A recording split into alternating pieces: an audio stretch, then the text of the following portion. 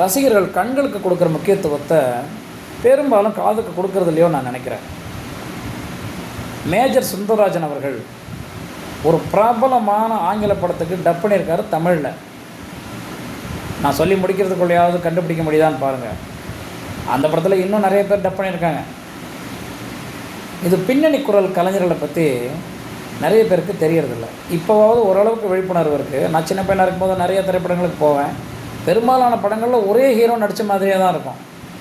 ஏன்னா பெரும்பாலும் எஸ்என் சுரேந்தர் அவர்கள் தான் பேசியிருப்பார். என்ன எல்லா படத்துலையும் ஒரே ஹீரோ தான் நடிச்சிருக்காங்களா அப்படின்னு கேட்கும்போது என் கூட வந்தவங்க சொல்லுவாங்க, இல்லைப்பா இவர் வேறு அவர் வேறு, ஆனால் என்னமோ எல்லாம் ஒரே மாதிரி தான் கேட்குது அப்படின்னு சொல்லிட்டு போயிடுவார். ஏன்னா அவருக்கு சொல்ல தெரியாது. பின்னணி குரல் கலைஞர்கள் எப்போதுமே முன்னணிக்கு வர முடியறதில்ல. ஒருவேளை அவங்க முன்னணிக்கு வரதாக இருந்தால் இன்றைக்கி உள்ள எந்த ஹீரோவுக்கும் அதுக்கான இமேஜ் எதுவும் பாதிக்கப்பட போகிறது இல்லை. ஏன்னா இது காலங்காலமாக நடந்தது. உலகநாயகன் அவர்களுக்கே தெலுங்கில் அவர் பண்ண பெரும்பாலான படங்களுக்கு எஸ்பிபி தான் பேசியிருக்காரு.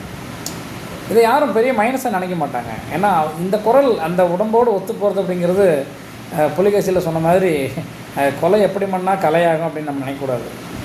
அது ஒரு அற்புதமான கலை. ஆனால் இன்றைக்கி பின்னணி குரல் கலைஞர்களுடைய பேர் கூட நமக்கு தெரிய மாட்டேங்குது. அவங்க பேர் எப்போ வருதுன்னு கூட தெரியல.